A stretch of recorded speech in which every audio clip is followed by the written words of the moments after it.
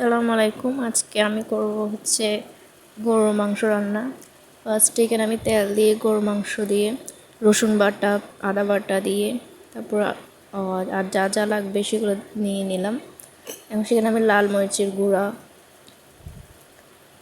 তারপর হলুদের গুঁড়া, জিরা গুঁড়ি, ধনে গুঁড়া, মশলা জাতীয় সবগুলো দিয়ে দিলাম।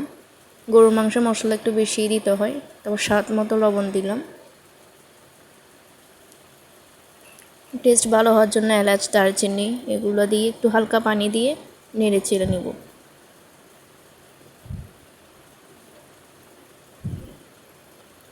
ভালোভাবে নেড়ে এগুলো সবগুলো একসাথে মিক্স করে চুলায় বসাবো। দেখেন কত সুন্দর হয়েছে। দেখেন এখানে আমি টমেটো, ধনে পাতা, কাঁচামরিচ, আলু এগুলো দিয়ে দিলাম।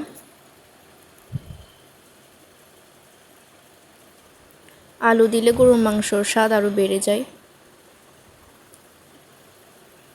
আপনারা এভাবে রেডি করে নিতে পারেন।